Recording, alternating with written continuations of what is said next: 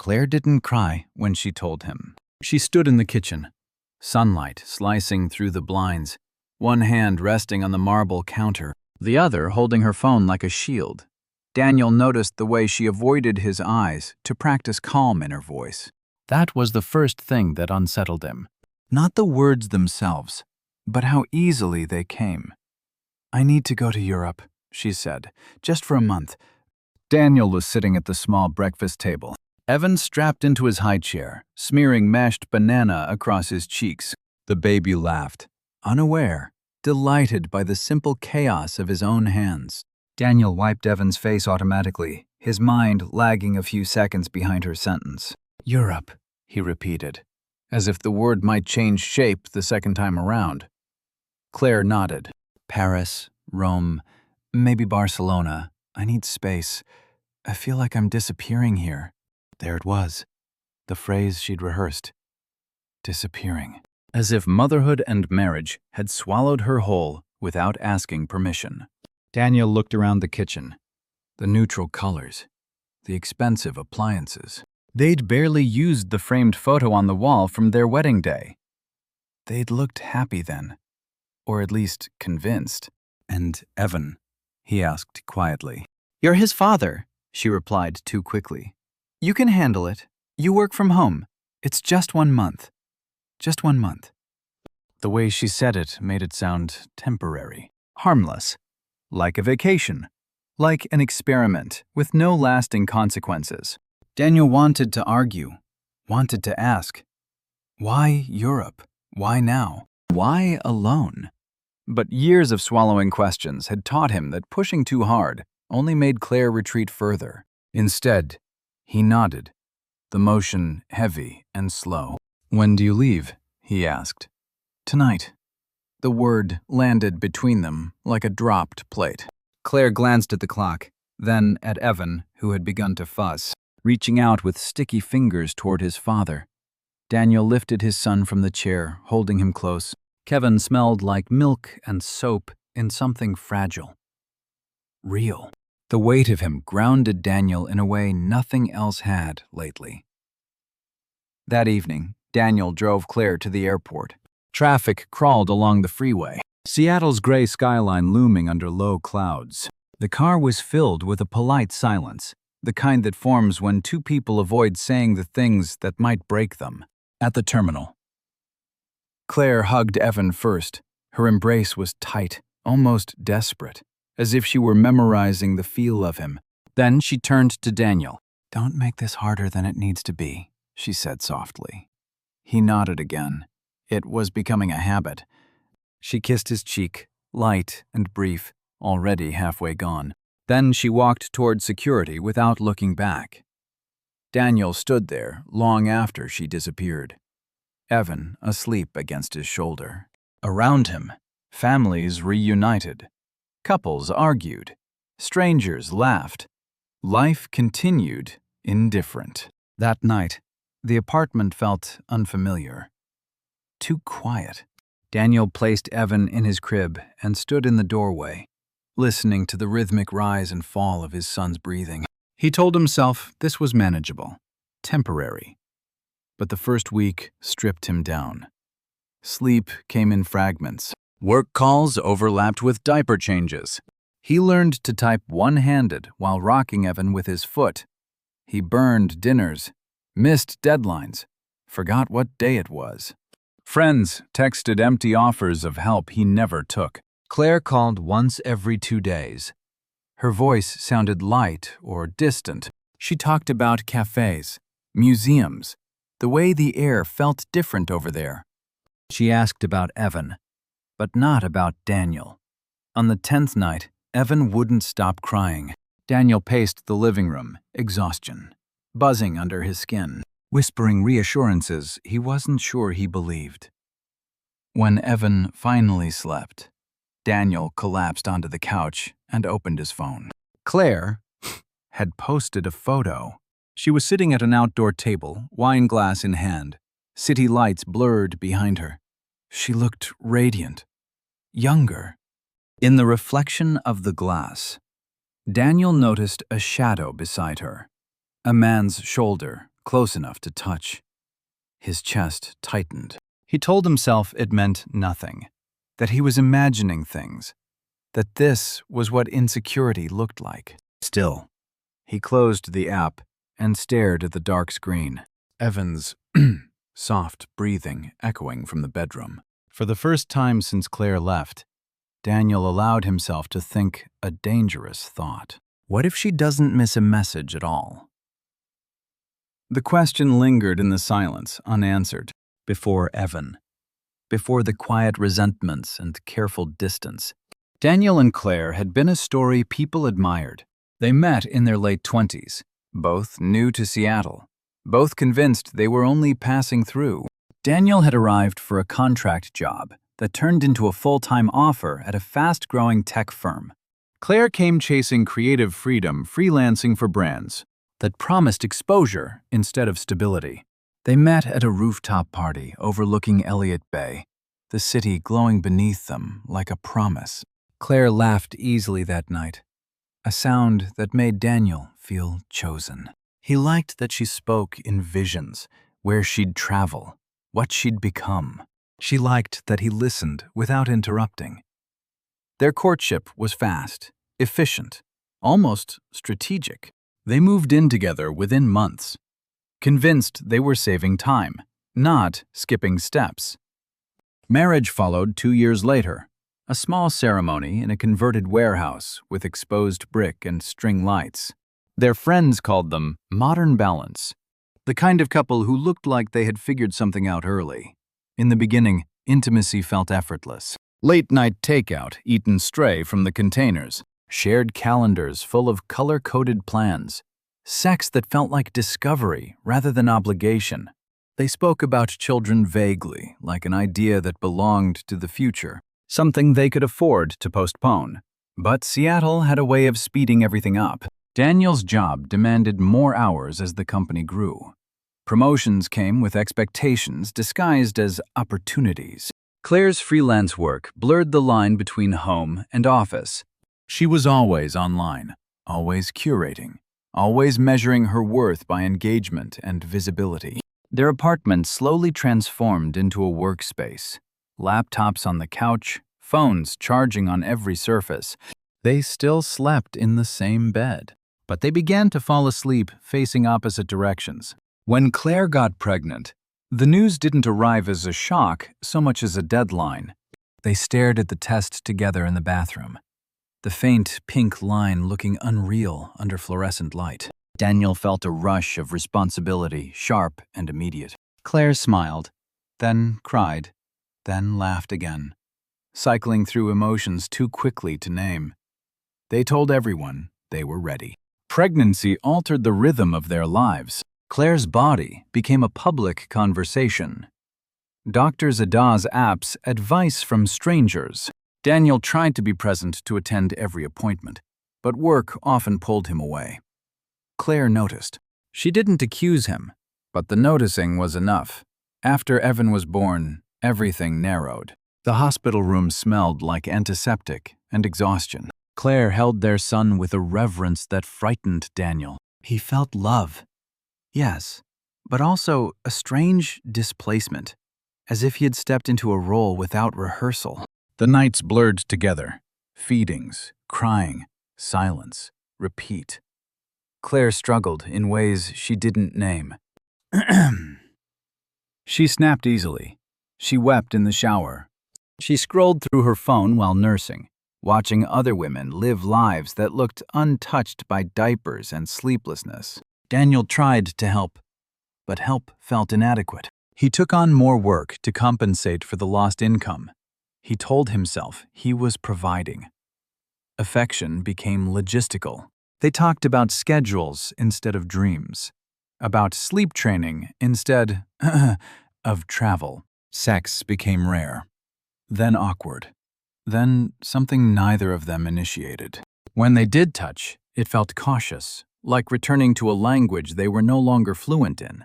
Claire began to go out alone more often. Coffee meetings that stretched into evenings, networking events that felt necessary, urgent. Daniel didn't object. He believed in independence. He believed pressure was temporary, but there were moments, small, sharp ones, that lingered. Like the night Daniel came home late to find Claire dressed up, Evan already asleep. She looked beautiful, distant. "You look nice," he said. She nodded, distracted. "I needed to feel like myself again." He didn't ask what that meant. Social media filled the gaps they no longer addressed. Claire's posts were polished smiles. Filters curated fragments of joy. Daniel appeared less off and Evan almost never. Friends commented with hearts and praise. Daniel watched from the sidelines, unsure where he fit in the version of her life she presented. Sometimes late at night, Daniel would scroll back through old photos. Their wedding, a trip to New York, Claire leaning into him unguarded. He wondered when exactly they'd started drifting. There was no single moment, just accumulation. The city outside kept moving. Tech money reshaped neighborhoods. Cafes opened and closed. Everyone seemed busy becoming something else. Daniel felt himself hardening into routine, into responsibility. Claire felt herself fading into roles she hadn't chosen. They never fought loudly. That was the problem. Instead, they negotiated, compromised, deferred. Conversations ended with silence rather than resolution. They told themselves this was adulthood, this was partnership. When Claire first mentioned Europe, it came casually over dinner, a hypothetical. "I just need to breathe," she had said. "Remember who I was before all this." Daniel had nodded then, too uneasy, but compliant. He didn't realize the idea had already taken root. By the time she booked the ticket, the distance between them was already wide enough to cross an ocean. Looking back, Daniel would later understand that nothing truly broke when Claire left. It had been breaking quietly for a long time. Parenthood hadn't destroyed their intimacy. It had exposed how fragile it already was. At the time, though, all he felt was tired and afraid, and determined to hold together what still remained, even if he wasn't sure Claire wanted the same thing anymore. The past he would learn was not a refuge. It was a warning he hadn't known how to read. The day settled into a pattern Daniel hadn't chosen, but now had to survive. Morning began before sunrise. Evan's cries, slicing through sleep like an alarm with no snooze button. Daniel learned to move quietly, efficiently, warming bottles with one hand, scrolling through work emails with the other. His calendar became a battlefield of overlapping responsibilities. Stand-up meetings, code reviews, pediatric checkups, grocery runs. There was no clean separation between roles anymore. He was always failing something, or so it felt. Claire's calls came at unpredictable hours. Time zones blurred her into someone slightly out of sync with his life. Mar, sometimes she called, while Daniel rocked Evan to sleep, her face glowing on the screen. Background, alive with cafes and cobblestone streets. "You look tired," she'd say, almost gently. "I am," Daniel replied, once unable to hide it. She smiled in that way that acknowledged the statement without absorbing it. "It'll get easier." She said it like a promise she wasn't responsible for keeping. At first, Daniel told himself he was imagining the changes, that distance was natural, that travel made people distracted. But patterns formed. And Daniel had always been good at recognizing patterns. It was part of what made him good at his job. It was also what made this impossible to ignore. Her messages grew shorter, more polished, less personal. Where once she'd sent photos meant only for him. Blurred hotel windows, half-eaten meals, candid smiles. Now her images look staged. Carefully angled shots of wine glasses, city lights, plates arranged just right. The captions were thoughtful abstract. No mention of time. No mention of home. No mention of them. Daniel noticed how rarely Evan appeared in her texts. Now, at first, she'd ask for videos, demanded updates. Then the request slowed. When Daniel sent them anyway, she reacted with hearts and brief comments, sweet but distant, like a friend humoring a proud parent. The nights were the hardest. Evan slept better now, long enough stretches that silence filled the apartment. Daniel would sit on the couch, laptop closed, phone in hand, waiting. Not for anything specific, just waiting. He scrolled through Claire's social media again, telling himself he was just curious. The algorithm rewarded him with more of her life abroad. Paris, Rome, Barcelona. She wore dresses Daniel had never seen before. She looked unburdened, alive in a way he hadn't witnessed in years. In one photo, she stood on a balcony at dusk, hair loose, eyes turned towards someone just outside the frame. The smile wasn't meant for the camera. Daniel felt something shift inside him. Then, not panic, not anger, something colder. A quiet recalibration. He tried to bring it up during a call, choosing his words carefully. "You seem different," he said. Claire laughed softly. "I'm just happy. Daniel, isn't that allowed?" He nodded, even though she couldn't see it. "Of course, don't overthink this," she added. "You always do that." The line disconnected shortly after. She claimed a bad signal. Work began to suffer. Daniel missed a critical bug during a late-night deployment. His manager messaged him privately. Concern wrapped in corporate politeness. Daniel promised it wouldn't happen again. He didn't explain that his mind was elsewhere, constantly split between past and present certainty and doubt. His mother called one afternoon, her voice warm and probing. "How's Claire enjoying Europe?" she asked. Daniel hesitated. "She seems busy." "Well," his mother said gently, "sometimes distance helps people remember what they have." Daniel didn't answer. One evening, after a particularly long day, Daniel opened a message Claire had sent hours earlier. It was a photo of a narrow street lit by lanterns. The caption read, "Some moments feel like borrowed time." Borrowed from whom? Daniel wondered. He typed a response, deleted it, typed again. Finally, he sent something safe. "Looks beautiful." "Evan took his first steps today," she replied an hour later. "That's amazing. I wish I could have seen it." Daniel stared at their words. He believed she meant them. He also believed she didn't regret missing it. The doubt grew quietly, like mold in the walls, invisible until it wasn't. The breaking point came unexpectedly late one night. Evan was asleep. The apartment was dark except for the glow of Daniel's phone. He opened Instagram, intending to shut his mind off. A new post from Claire appeared at the top of his feed. She was sitting at a small table in what looked like a wine bar. Across from her, reflected in the mirror behind the bar, was a man. His face was partially obscured, but his posture was intimate, leaning in close enough that their knees might be touching. The caption was simple. "Here feels honest." Daniel's thumb hovered over the screen. His heart didn't race. His hands didn't shake. Instead, a deep stillness settled over him. He clicked on the man's reflection, zoomed in until the pixels blurred. It didn't matter who he was. What mattered was how Claire looked at him. Not guarded, not distant, present. Daniel locked his phone and sat back, the silence pressing in. In the other room, Evan stirred inside, then slept on. For the first time since Claire left, Daniel allowed himself to consider a truth he'd been avoiding. This wasn't just space. This was separation unfolding in real time, and somewhere across the ocean.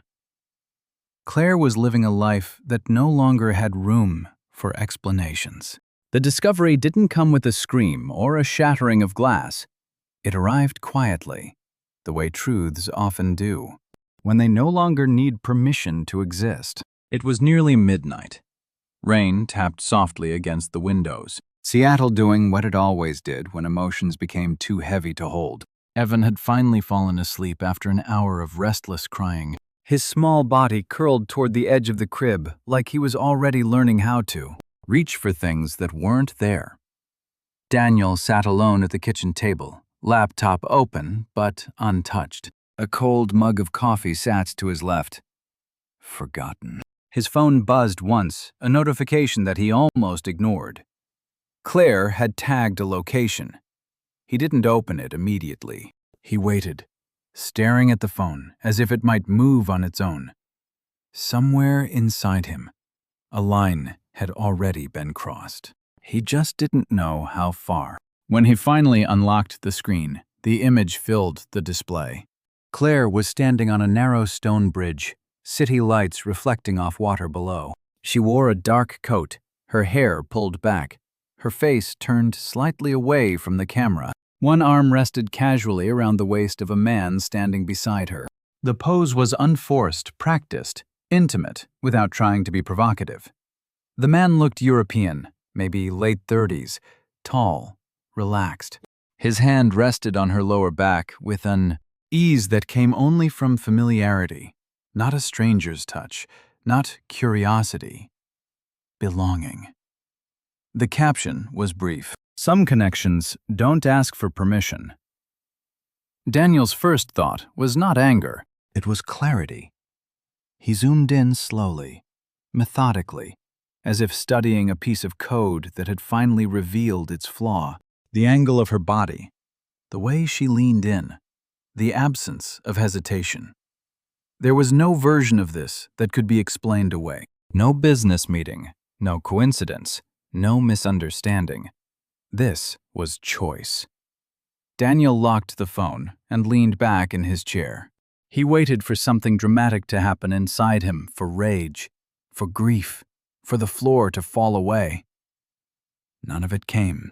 Instead, a deep, hollow quiet spread through his chest, heavy but oddly steady. He thought of all the moments he'd defended her in his mind, all the explanations he'd built to protect what they had.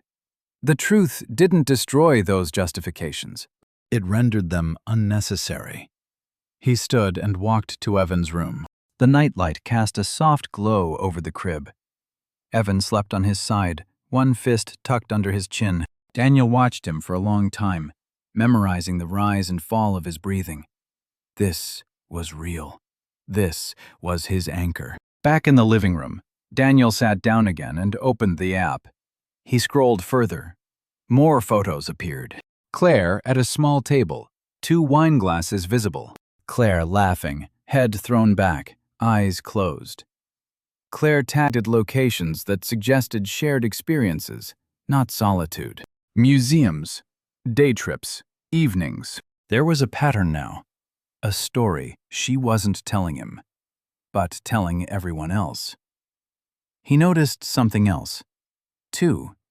She hadn't hidden it. There were no privacy settings changed, no attempts to obscure. It was almost as if she wanted to be seen, or had simply stopped caring who saw. Daniel considered calling her. The phone was already in his hand, her name glowing on the screen. He imagined her answering the sound of a foreign city behind her. He imagined her explanations, the careful language, the way she'd frame it as something complicated but understandable. He didn't call. There was nothing to clarify. Instead, he opened the Notes app and began to write not a message to Claire, but a record for himself. Dates, hymns, screenshots saved methodically. Not for revenge, not even for confrontation. For grounding. He needed something solid to hold on to, proof that he wasn't imagining the shift, that this pain had a shape. Hours passed unnoticed. Outside, the rain slowed. The city slept. Daniel remained awake, alone, with a truth that had no audience. Around 3 o'clock in the morning, Claire sent a message. "Hey, just checking in. How are you holding up?" Daniel read it twice. The timing struck him more than the content. The casual concern, the assumption of distance rather than guilt. He typed a reply, then erased it. What he wanted to say was simple. "I know." What he sent was nothing. He placed the phone face down on the table and rested his head in his hands. His body felt heavy, but his mind was startlingly clear. This was the turning point, not because something had exploded, but because something had ended without ceremony, in the absence of witnesses. Without raised voices or dramatic exits, Daniel crossed an invisible line, from husband waiting to be reassured to man standing in truth. Claire was no longer just far away, she was already gone. And in the quiet of that realization, something else began to form. Fragile, unfamiliar, but real resolve. The next morning arrived without mercy. Evan woke before dawn, his cry cutting through the thin layer of sleep Daniel had managed to claim. Daniel moved through the routine on instinct alone, diaper bottle, rocking chair, his body functioning while his mind remained anchored in the images from the night before. Claire's face beside another man, not accidental, not brief, deliberate. While Evan drank his bottle, Daniel opened his laptop. He told himself he was only checking work. That routine might restore balance. Instead, muscle memory guided him somewhere else. Claire's name. He wasn't searching for proof anymore. Proof had already been delivered. What he was looking for now was scope. The deeper he looked, the more obvious it became how carefully her life had been divided. There was a second account. Subtle, not private, but detached from her usual circle. Fewer followers, no family, no friends from Seattle, just people she'd met abroad, people who knew her only as Claire. Not wife, not mother. Daniel scrolled slowly, breath shallow. Photos dated back months, not weeks, months, even before she left for Europe. Captions written in a different voice, more intimate, more reflective.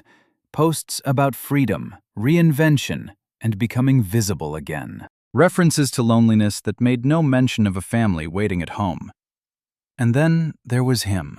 The man appeared gradually, like a subplot becoming central.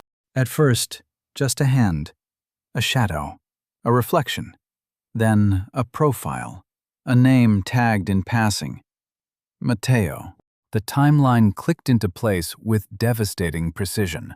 Late nights, Claire claimed, were deadlines, sudden weekend retreats, a growing impatience with domestic routines. The emotional distance Daniel had blamed on exhaustion now revealed itself as displacement. She hadn't fallen into another life impulsively. She had built it. Daniel felt his throat tighten. But still, no tears came. Instead, a cold comprehension settled over him. This wasn't an affair born of neglect or confusion. It was intentional subtraction. She had erased them. There were no photos of Evan, no mention of a child, no trace of a husband. To this audience, she was unattached, untethered, a woman in motion, unburdened by responsibility. Daniel leaned back in his chair, staring at the ceiling. The apartment hummed with ordinary sounds, the refrigerator cycling, EB, and babbling to himself in the next room. Life continued indifferent to betrayal. He thought of the night she booked the ticket, how calm she'd been, how resolved. He understood now. You don't leave so cleanly unless you're arriving somewhere else. By afternoon, the emotional weight began to press harder. It wasn't the image of her with another man that hurt the most. It was the realization that she had rehearsed her absence long before she enacted it. That evening, Claire called. Daniel watched the phone ring until it stopped. A few minutes later, a message arrived. Did I do something wrong? The question felt almost cruel in its innocence. Daniel typed slowly, deliberately. I saw the photos. The typing indicator appeared immediately, disappeared, reappeared. Which ones? She wrote. Daniel closed his eyes. All of them. There was a long pause, longer than before. When she finally replied, the tone had shifted. It's not what you think. Daniel almost laughed. Almost. You built a whole life without us, he typed. That's exactly what I think. Another pause. This one stretched into minutes. I didn't mean for it to go this far. Claire wrote. I just needed to feel like myself again. There it was. The justification. Daniel stared at the words until they blurred. He imagined saying her name out loud and imagined the weight of it in his mouth. Instead, he kept typing. You didn't lose yourself, he wrote. You left us. Claire called again and again. Daniel didn't answer. He sat on the floor beside Evan's crib that night, watching his son sleep, his chest rising and falling with quiet certainty. This small life had no concept of betrayal, of chosen absence. Only presence mattered to him, only who showed up. Daniel placed a hand over his heart and felt it beat steady. Stubborn. The betrayal crystallized then, not as a single act, but as a pattern of erasers of decisions made without him, of a family edited out for convenience. This wasn't something that could be repaired with apologies or explanations. There were no missing pieces to retrieve. Claire hadn't just crossed a line. She had drawn a new map, and Daniel and Evan were no longer on it. In that realization, grief finally found its shape. But so did something else. Finality. Claire returned on a gray afternoon, the kind Seattle specialized in low clouds, damp air, a sky that felt unfinished. Daniel watched from the living room window as the taxi pulled up. He didn't feel nervous. That surprised him. Weeks ago, he had imagined this moment, with a tight chest and rehearsed words. Now there was only a muted awareness, like observing a scene he no longer belonged to. Claire stepped out of the car, slowly rolling her suitcase behind her. She looked thinner, tanned. There was a confidence in the way she moved, an echo of the woman in the photographs. But as she reached the front door, that confidence faltered. She hesitated before knocking, as if sensing that whatever waited inside was not the home she'd left. Daniel opened the door before she could knock. For a moment, they simply looked at each other. You look different, Claire said softly. So do you, Daniel replied. It wasn't an accusation, just an observation. Evan's laughter drifted from the bedroom. Claire's face brightened instinctively. She stepped inside, dropping her suitcase, already moving toward the sound. Hi, my love, she whispered, lifting Evan into her arms. He studied her face with serious curiosity, then smiled, reaching for her hair. Claire laughed, relief flooding her expression. Daniel watched from the doorway. The scene felt oddly distant, like something he had already processed in another lifetime. That night, they sat across from each other at the dining table. No candles, no tension-filled arguments, just two people occupying the same space out of necessity rather than desire. I know you're angry, Claire began. I'm not, Daniel said. She frowned. Then what are you, Daniel considered the question. I'm done pretending I don't see what's in front of me. Silence followed, the kind that doesn't beg to be filled. I never wanted to hurt you, Claire said eventually. I was suffocating. Daniel nodded. I know. That seemed to unsettle her more than anger would have. You didn't even ask me about him, she said. There's nothing to ask, Daniel replied. I know how long. I know how deliberate it was. Her shoulders slumped slightly. You went through my accounts. You left them open, he said, like you wanted someone to find them. She didn't deny it. The days that followed were heavy with adjustment. Claire moved through the apartment like a guest, unsure where things belonged. She reached for routines that no longer fit. Evan clung to Daniel now, instinctively, seeking the person who had been there consistently. Claire noticed it hurt. Daniel handled mornings with practiced ease. He knew Evan's cues now, his rhythms. Claire watched from the sidelines, pride tangled with guilt. One evening, she stood in the kitchen as his Daniel prepared dinner. Something simple, efficient. She leaned against the counter, studying him. You don't need me anymore, she said. The statement was both accusation and plea. Daniel didn't look up. "That's not what this is about." "Then what is it about?" she asked, voice cracking. "It's about trust," he said quietly. "And how once it's gone, it doesn't come back the way it was." Claire swallowed. "People make mistakes." "This was not a mistake," Daniel said. "It was a series of choices." The words landed with finality. They slept in separate rooms, not as a punishment, but as acknowledgement. The space between them was no longer charged. It was settled, neutral, worse than anger. Claire tried to bridge it in small ways. She suggested counseling, a weekend away, starting over. Each offer was careful, hopeful. Daniel listened, then declined. "I don't hate you," he told her one night, "but I don't want this anymore." The admission seemed to hollow her out. She had expected this shouting blame negotiation. What she got instead was absence. The home itself reflected the shift. Daniel had rearranged furniture for practicality, toys neatly organized. His life had compressed around Evan, efficient and grounded. Claire no longer recognized the rhythm. One morning, she stood by the window, watching Daniel buckle Evan into his stroller before work. The tenderness was quiet, unperformed, real. She realized then that while she had been discovering herself abroad, Daniel had become someone else entirely, someone she couldn't reach. The emotional gap between them was no longer a wound.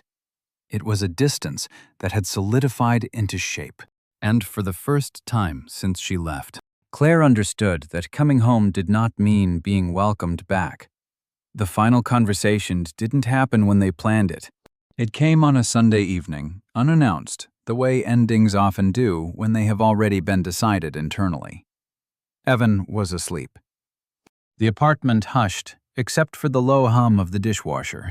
Outside, rain streaked down the windows, blurring the city lights into something soft and distant. Claire stood in the doorway of the living room, watching Daniel fold laundry. The domesticity of it all, his ease, his silence felt unbearable. "We need to talk," she said. Daniel didn't look up. "We've been talking." She took a step forward. "No, you've been deciding." That made him pause. He set the folded shirt down carefully, as if sudden movements might disturb something fragile. "Okay," he said. "Then talk." Claire sat on the edge of the couch, hands clasped tightly together. When she spoke, her voice trembled, despite her effort to steady it. "I didn't plan to fall for someone else," she said. "It just happened." Daniel leaned back in the chair, listening. Truly listening. There was no urge left in him to interrupt. "I felt invisible here," she continued, "like I was only a mother, a background role in my own life. Over there, I was seen again." Daniel nodded slowly. "I believe you." She looked up, surprised. "You do?" "Yes," he said, "but believing you doesn't change what you did." Tears pulled in her eyes. "I didn't stop loving you." Daniel exhaled. "Love isn't just a feeling, Claire. It's the choices you make when things get hard." She wiped her cheeks with the back of her hand. "I came back. Doesn't that count for something?" "It counts," Daniel said, "just not in the way you want." Silence stretched between them, thick with everything they'd left unsaid over the years. "I was drowning," Claire whispered. "And you didn't see me." Daniel's jaw tightened. "I saw you. I just didn't know how to save you without losing myself." That was the truth he'd avoided until now. Claire leaned forward, desperation sharpening her words. "We can fix this therapy." People come back from worse." Daniel met her gaze fully then. His eyes were calm, resolute. "Some things don't need to be fixed," he said. "They need to be ended with honesty." Her breath hitched. "So that's it. Yes. The simplicity of the answer broke something in her. She covered her face, shoulders shaking as the weight of finality settled in. "I'm sorry," she said through tears. "I didn't think it would cost me this much." Daniel stood and crossed the room, not to embrace her, but to stand close enough that his presence was undeniable. "I know," he said quietly. "Neither did I." She looked up at him, then searching his face for anger, for doubt, for any sign of hesitation. There was none. "What about Evan?" she asked, voice barely above a whisper. "We'll do what's best for him," Daniel replied. Stability, honesty, not pretending. Claire nodded slowly, understanding, dawning, and painful clarity. This wasn't about punishment. It was about boundaries she could no longer cross. "I never meant to leave you behind," she said. Daniel's voice softened, but it didn't waver. "You did, and I had to learn how to walk forward without you." They stood there for a long moment, two people bound by shared history and separated by irreversible truth. The conversation didn't end with forgiveness or reconciliation. It ended with acceptance. Uneven, incomplete, but real. Claire gathered herself and stood. "I'll start looking for a place," she said. Daniel nodded. "Take the time you need. Just be clear with Evan." She hesitated at the doorway, turning back one last time. "I hope one day you'll understand me." Daniel met her eyes. "I already do." The door closed softly behind her. Daniel stood alone in the living room, listening to the quiet. There was grief there, yes, but also something steadier, something earned. He hadn't raised his voice. He hadn't begged or broken.